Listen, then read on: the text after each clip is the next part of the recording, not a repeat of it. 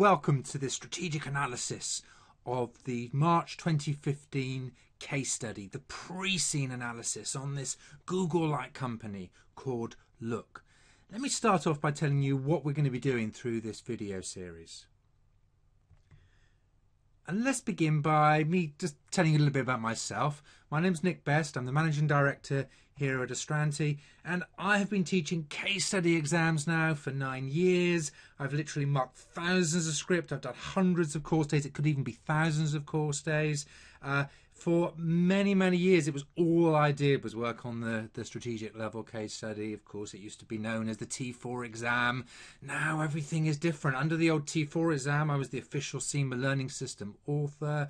I've written tens, could be even hundreds of mock exam questions in my time. So, I've got a lot of case study experience to share with you, although of course things have changed a little bit this time round. So what I also want to do is tell you a little bit about the new case study and how things would change under that case study as we are going through doing this Preseen analysis. So I kind of want to share with you that experience as we go.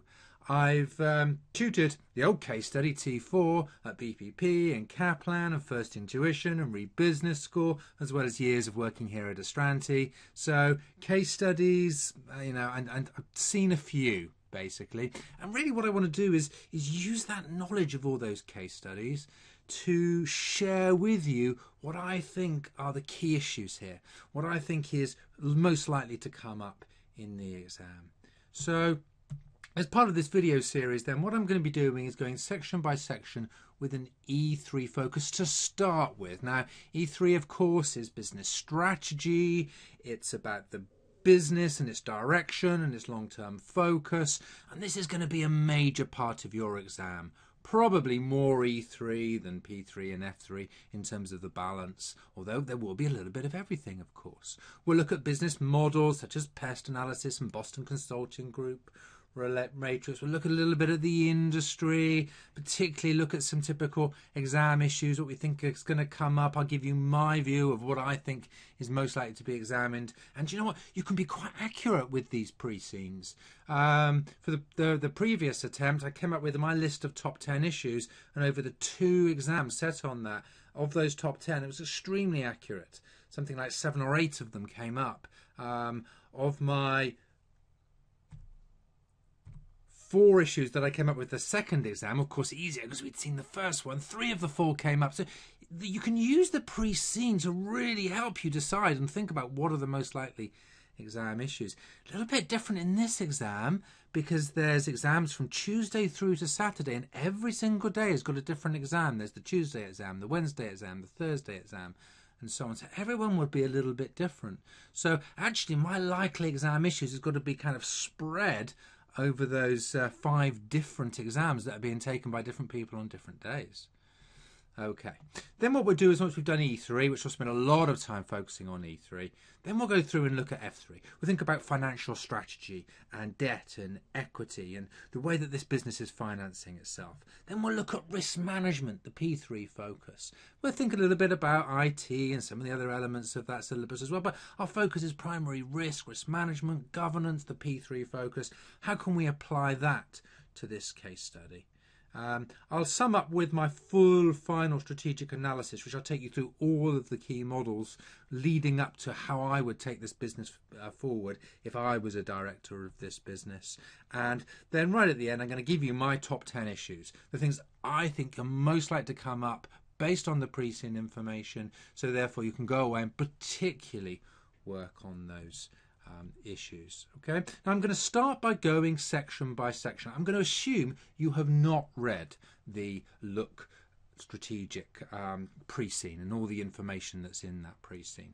I'm going to assume, I'm going to be talking completely blind as if we've not read anything later on. Now, you may well have already read this through, but that's the way this is going to work. So in a sense, you could be watching this for the first time, having never read it before, and you could still follow with me. That's the way I want to see this. So the way I'm going to do is I'm going to get you to read a section at a time, make your own notes, so you can do your own analysis, because I do find that people, when they do their own analysis, they get more out of it rather than just simply listening to me. So do your own analysis, have your own thoughts, then come back, listen to my view, my review, and build together your full overview and strategic perspective on this case study.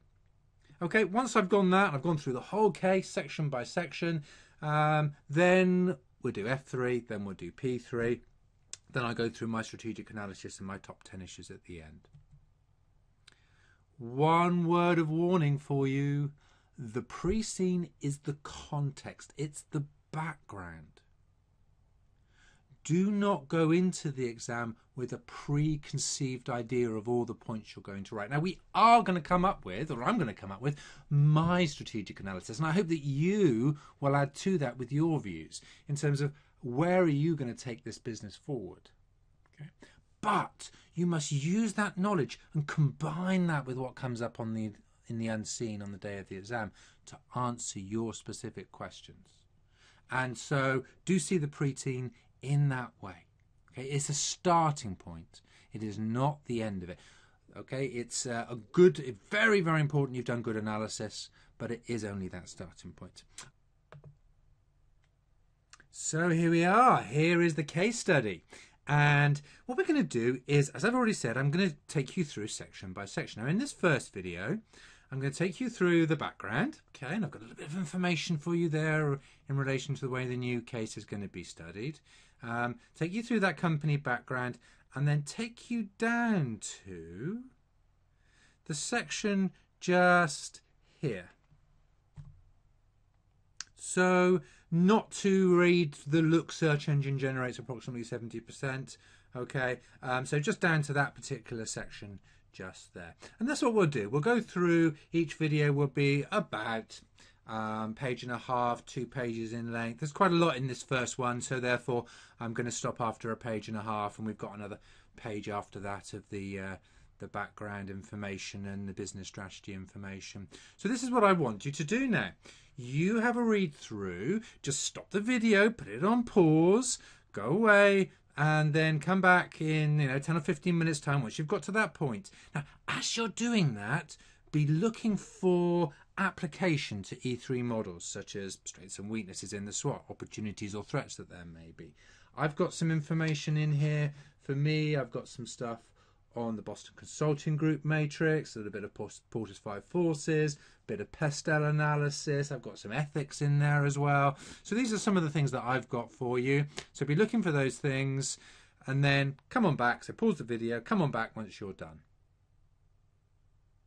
Right, so welcome back. Let me give you my perspective on this first section.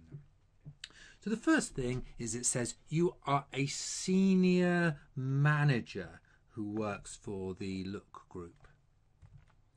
Now, what I want to do as we go through is any new information I've got about the new case study and the way it'll work, I'll share it as we go through. Now, of course, we've got full course videos on that in our study text.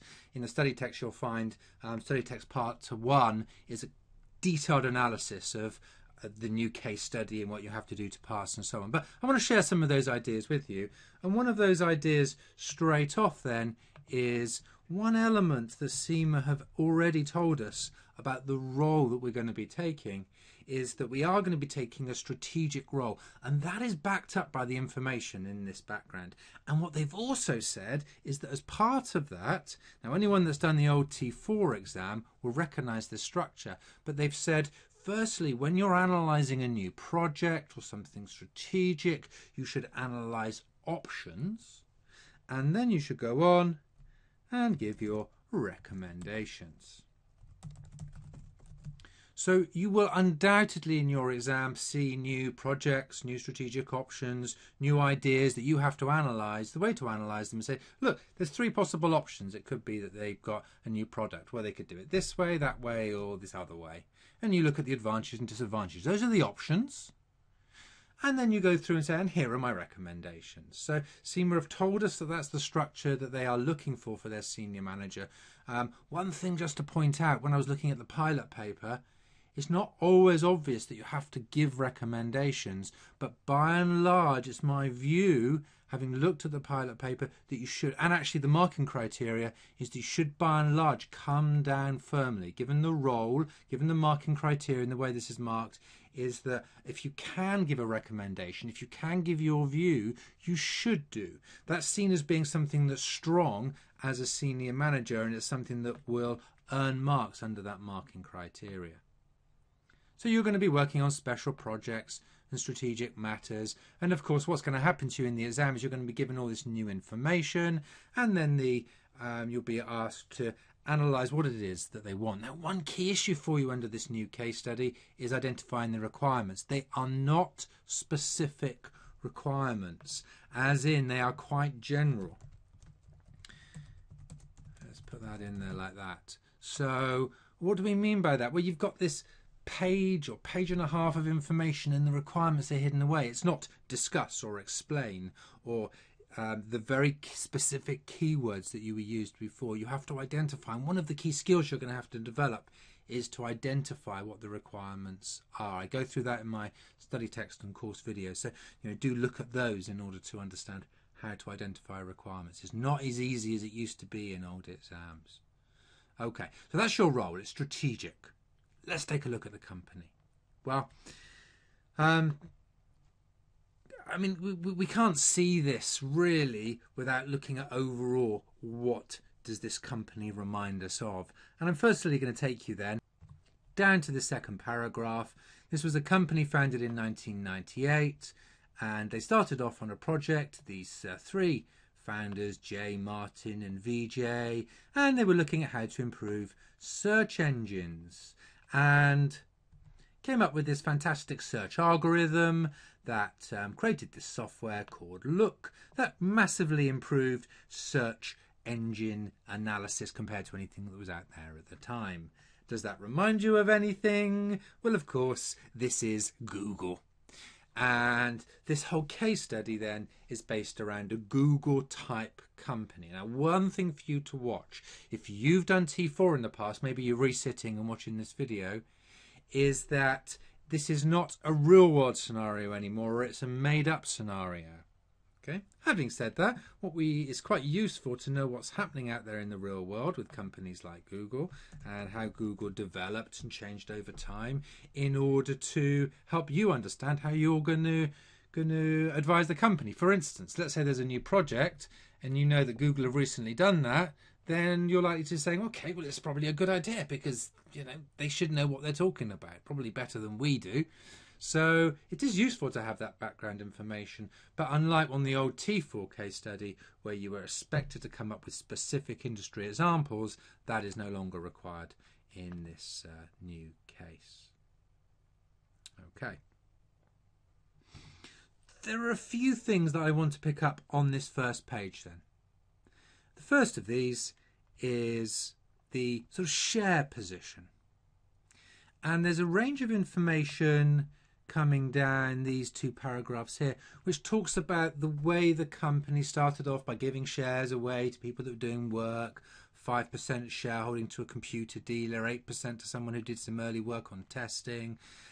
The long and short of it, though, is in the end, 10% of the company's equity shares ended up with external parties. 90% were held by Jay, Martin and VJ. But even having said that, things then moved on because they were listed on the stock exchange. So that listing on the stock exchange in 2004 gives us some key points that we must raise. The first thing is that's a strength of the business, typically seen as a strength to be listed on a stock exchange because it's easy to raise more finance in the future. If we want to go to market to raise more finance, there's liquidity of the shares. This is kind of F3 stuff for you, but being listed is normally seen as being a strength. Of course there can be some downsides, so let's put in brackets here. We've got things like governance requirements, we've got the reporting to external parties, the external shareholders. So those things are, let's put those in here as a weakness, but by and large we'd see that being listed is a strength in terms of raising finance, improving the brand and the position and the reputation of the company. And of course back in 2004, remember this is in the past, this is 10 years ago, this helped them start to improve their cash flows, meaning that the examiner here is guiding us in the direction of, look, that stock exchange listing has helped improve the cash flow position. My guess as we look through the whole of this is this company is going to be a highly cash generating business, looking at where it's going to invest its money, because certainly that's the way Google is, rather than the other way around. But we need to actually look at this case, and we'll do that. We can't just assume everything about look is the same as Google. We'll need to analyze the case as we go through and bring that in there. So one key stakeholder then, and one key model you're going to have to do as part of your analysis, is we've got shareholders, external shareholders, for the stakeholder analysis, Mendelow's matrix. And in this particular case then, we would say, well, we need to look a little bit more at exactly who's got the shares now, but we're certainly going to have some institutions holding shares. They probably have got reasonably high power, particularly if they came together. Maybe not if they've just got a very small shareholding. So it depends on the size of their shareholding as their power. They've probably got a medium level of interest. Most often we put those kind of institutional shareholders in the keep satisfied box in Mendelow's matrix, saying, look, keep them happy, keep paying them, or getting them a return, paying them dividends. We'll see what the dividend position is later on, and we'll therefore keep them happy. But we do need to bear in mind they're an important stakeholder group. Okay. Next then, let's take a look at another key point here, which is that look are operating worldwide. So they've got worldwide operations, physical sites in 5 locations, commercial presence in virtually every country. And then coming down the bottom, it tells us a little bit more about these locations. So let's just come down here. We'll just put a little note in to say, look, this gives us a lot more information about those locations. And let's just look and see what they are. They've got programming centres, one in India, the other in Eastern Europe, of which the staff and the programmers are generally very competent. And actually, before I start talking about locations a bit more, let's just make sure that we've got, that will be a strength of the business, put it into our SWOT analysis, where we're going to say, okay, they've got good programmers, and that's going to be really key. Another key element of applying this to the E3 material is that's going to be a critical success factor, not CSR, but CSF, critical success factor. Something that they must be really good at is programming, because they are a software company. They produce these fantastic things like operating systems, don't they, such as Android. I'm thinking of Google at the moment. We'll find out what Look do, but that's a real really important element, and that is a real strength of that business. So they're matching their strengths against their critical success factors, which is of course what we want from a successful business. Okay, they've got 2 research and development centres. It doesn't tell us whether they are good or bad, but you know, it's interesting to see that they do R&D. So we might just put down here that you know, R&D undertaken, and we'll have to see later to see how effective that is and what comes out from that research and development. And then they've got 3 major facilities that provide the company with data storage, and actually that is again another critical success factor, is that this idea of data storage. They record huge amounts of data from all of their different customers, something we'll see over the page, and therefore that must be effective. It must be of a huge capacity. They must be able to access that quickly. Huge investment goes into that. That's going to be really critical to the business. Definitely a critical success factor in the data storage. But I slightly digress in the sense that what I was talking about was locations. Now they are worldwide. We can see they've got different locations all over the world. And so we come up here to this point about virtually every country. And what we can say then, and let's perhaps put it, let's put it just up here.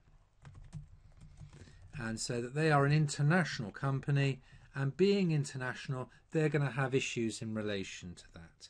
They have got cultural issues. And so, firstly, operating in different cultures, there's going to be different perceptions and beliefs about the way of working. And actually, because they've got physical operations in different countries, they have to make sure that they understand the different culture. For instance, the culture in India for their programming will be very different from that is in Eastern Europe. So that's worth bearing in mind, is that there's different cultures all around the world, both from the staffing point of view, firstly, but secondly, coming from the point of view of the customers. Let's just put in brackets here, staff, customers. And we need to understand that culture and make sure we manage and build within that those cultural norms. Then we've got different laws all around the world. For instance, this company is operating in areas where they are storing data, so there'll be different data protection laws in different places around the world. There's different political systems and different political perspectives on search. So for instance, in China, Google's a relatively minor search provider with just 1% of Chinese searches, mostly coming out of Hong Kong, actually going through Google. They used to have over 40, but then in 2010, from a political point of view, the Chinese government were censoring lots of information. Google said, no, we don't believe in that. We're going to pull out. In the end, Google was effectively banned from mainland China. So what you've got there are political issues around information and censorship, legal issues from country to country, and so those are going to be major issues in this case. And I wouldn't be at all surprised to see that being an issue in the exam, therefore, because these have been real issues that have been there in Google. And actually, you should be aware of what's happening to Google and what's happened to its history and some of its issues, because as a mock writer, when I'm writing mocks, those are the kind of things that I'm looking for. Now, this time, the examiners have got to write 5 different exams. It's not just the one that they would do in previous sittings, because they've got one on the Tuesday, one on the Wednesday, one on the Thursday, and so on. And they're going to be looking for as many different issues as possible then to raise in those different exams. And with that in mind, then you should be aware of the kind of things that have been happening. And so yes, this overseas operations, different laws, different politics, different cultures, that's without doubt going to affect look in their analysis. It's worth bearing in mind, actually, that we haven't said it so far, is that they are based in a European city. So, contrary to the kind of Google that would be based in the US primarily, this is a European company, but in many, many other ways, it does reflect those norms. Don't forget, with all these staff based around the world as well, that's going to affect the sort of staffing issues as well as customer issues. So bear that in mind as well. So I've got one more final point to raise that came out in my analysis on this page, which is to do with the data storage. Now, we're obviously recording a huge amount of information here on customers, and therefore for me there's an issues of ethics of people's data protection. First element is that from a purely ethical point of view, individuals' data should be protected and held safe and not be made available. There comes into it, of course, and let's call that privacy. And wouldn't be at all surprised to see privacy being a big element in the exam. But of course there's government issues going on here as well. There have been issues with Google providing information to governments and being forced to provide information in some cases to governments to support their to try and prevent crime and terrorism and so on. And so again, different governments around the world would have different rules of which look will have to adapt to and change to all those different laws and be aware of that. But there's definitely an ethics issue here around the storing of people's private information and the usage of that private information. So let's go on to look at the first section about Look's business strategy then. Let's start by bringing up what I think is a critical success factor of this business, which actually relates very, very closely to what we've just been talking about. Now, Look stores details of past browsing history from their customers. They can determine the location of the user's device.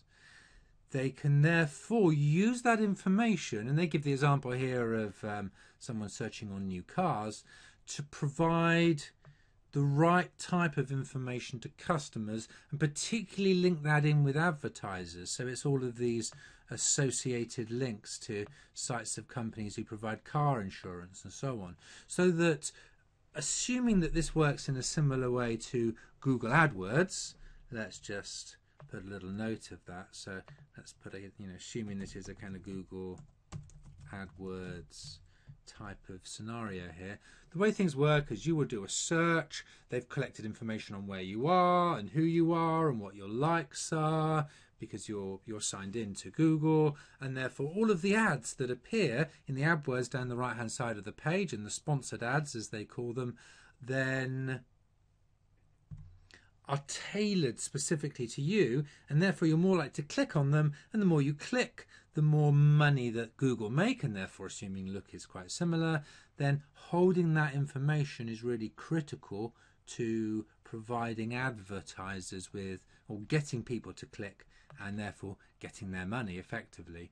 The way Google AdWords works, which is similar by the looks of things to the way Look is working, is that it's on a pay-per-click basis.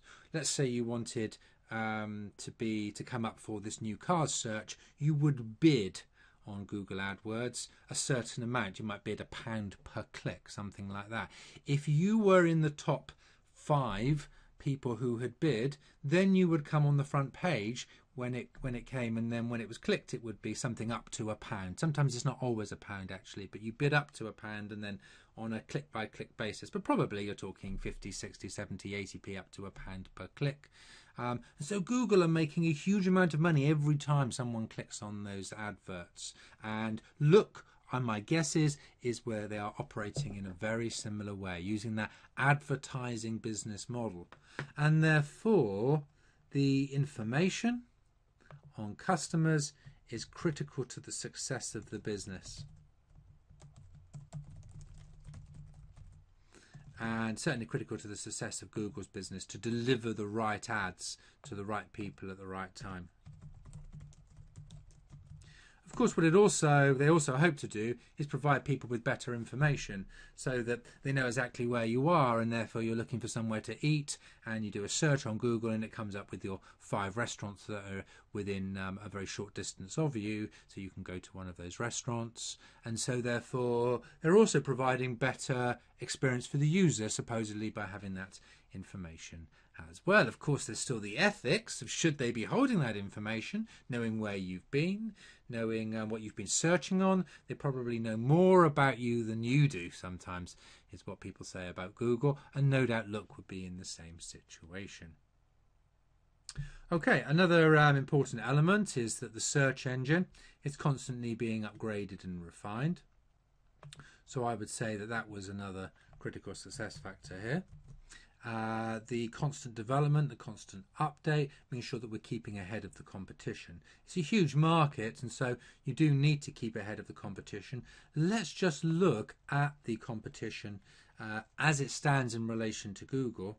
So in the US, okay, which is obviously the biggest market for search, although of course it's a worldwide thing, but it's just got some information on the US. 67% of searches are Google searches. Bing is 19%. Bing is a Microsoft product, of course, so the Microsoft search is 19%, and Yahoo is 10%. Remember that internationally there will be competition. Baidu is the biggest in China, and hopefully I'm spelling these right, Yandex in Russia. So there are different competitors in different parts of the world. It goes back to our international element with all those different competition. But do notice then that Google has kept a very, very strong position. And it's worth us putting that figure in here, because look here to see that Look estimates that its engine is used for 60% of all internet searches. Therefore, very similar, some of those figures are very similar to Google in the real world, giving us more of a view that this is a very, very similar to Google type of company. Interesting, you may be interested, is that market growth last year for Google in terms of search revenues was 20%, not 200%, but 20%. in terms of revenues from, not their revenues generally, but specifically from web search. And you may wonder why I'm looking at that. I'm thinking of the Boston Consulting Group matrix. Do you remember your cash cows and your stars and so on? Okay, this is still a growing market. I was wondering actually whether it would have actually stopped growing by now because, you know, kind of everyone is on there. But of course, you've still got countries around the world where people are still coming onto the internet for the first time. And you've got people just spending more and more time. You've got sort of older age groups where people are just spending more and more time online. It's not just the younger age groups now. So it's still a growing market. Therefore, this would still be a star product as opposed to a cash cow, although, of course, generating huge amounts of money. But still a star. We still need to support it, still need to make sure that we upgrade it, continue to develop it, and retain that strong market position. We probably ought to put product life cycle in here as well. So we're still in the growth phase of the product life cycle, which is, of course, typified by investment and development and so on, just as I've also been saying. So a couple of models that we can apply just there. One other thing I noticed about this little section we're working on was how when the advertising, Look has taken great care to avoid the advertising from becoming intrusive, and actually many users find it useful to be offered the links. Some do. I actually turn all mine off using an ad blocker, but some people like them and actually think, oh yeah, they find some useful information from those AdWords. But I think that it's worth saying that that's very important. Again, it's a critical success factor of this industry is to not become too intrusive so that people are still finding the right information, whether it's that's come from sponsors or it's that's just through natural search. You know, I'm just going to put a little bracket in here as well, is that one of the fastest growing search engines is called DuckDuckGo, who do not record individuals' information. And in a sense, that as one of the competitors, I mean, they're still small compared to most search engine providers, but it's interesting to note there's a real world competitor out there that's saying, look, let's not record all that information, let's just provide you with good search without any of that. So you know, that's a very fast growing market for them, because there are some people who take offence at the volume of information that Google actually have on them and the use of ads and so on that are on their site. So, but just notice from a competitive point of view, you know, someone coming into a little niche part of the market, it's not really going to affect Google, I wouldn't have thought, but it's just worth being aware that, you know, there are possibilities for new startups. Probably, if we're thinking about Porter's 5 forces, the chance of big new entrants, I would say, is relatively low, because we've already got lots of major players, big players, huge companies, multi-billion dollar companies. So chance of new entrants is relatively low. Let's just kind of pop that up here. We will do a full Porter's 5 forces as we get through to our strategic, do our strategic analysis a little bit more as we go through.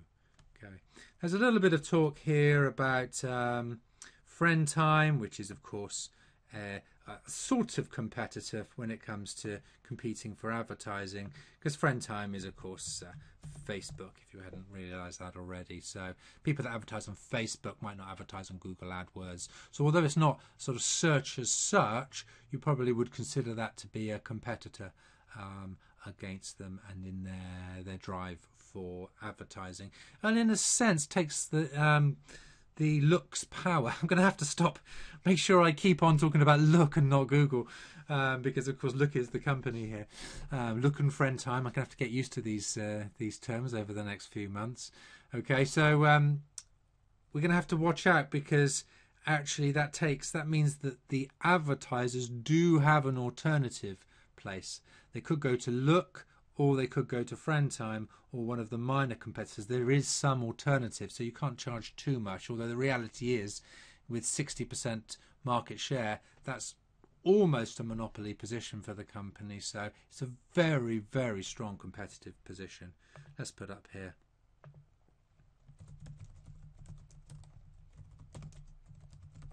Okay, very strong competitive position. Good. Okay, that's the end of video 1. And it may well be at that point then that's the last chance I get to speak to you. If you're watching this as the free introduction that's on YouTube, then you may not go on and purchase the remainder. You can, if you want to, go and see my analysis of all the rest of the case, see my F3 analysis, my P3 analysis, see my full strategic analysis, what I think are the likely issues in the exam. I'm going to go through all of those as we as I go through over the next few videos. And I do hope you'll think that this first video is useful enough to warrant you going and purchasing those. Just go to astranti.com where you'll find the remaining videos. But what I want to do is, let's say you're not going to do that, and I would love it if you did, but let's say you're not. I just want to give you one or two quick thoughts about how you go forward now. What I would suggest you do is you do what I've been doing. You read through each section, you apply it to the models as you keep going through until you get to the end. Then once you've got to the end, you go and create each of your models as a full strategic analysis. So you do a Porter's 5 forces, and you do a value chain, and you do a BCG matrix, and you do all of those different elements, and then you decide what your strategy is. You should have a look through your F3 material and your P3 material and see what you can apply there. Do a risk analysis. I know we've got some risk analysis in this case later, but do a full risk analysis, apply all the models to the case so you really understand that case. Our study text comes in two parts. The first part of the study text actually looks at what it takes to pass the exam, but the second part is the one that's going to be most useful for you from the point of view of going through the case. The reason is what we do there is I've taken what is huge amounts of theory from E3, F3 and P3, and I've cut it down using my experience to what are the key models, and I've cut it down to 300 pages. That's basically 100 pages of models on each of the three cases. And what I've also done is I've added in there questions. So what you can do is you can revise your theory. You would revise, for instance, equity funding if it was F3. And I've got questions at the end that will focus you on equity funding in relation to this, so you can answer those. So what you can do is you can actually go through this case, read it all, but then you can go through each of the models, revise the models and apply them to the case as you go through. So some of you might find that useful. Of course, if you're going to stick with me through the whole video series, then I would have kind of done all that for you on a video basis. So I know some of you like that, and I hope many of you will stick with me. If not, then do also remember mock exams, very important as well. Do start practicing some mock exams on this particular case to get yourself up to speed before the exam. And also let me just wish you good luck as you go forward in your studies. Okay, bye.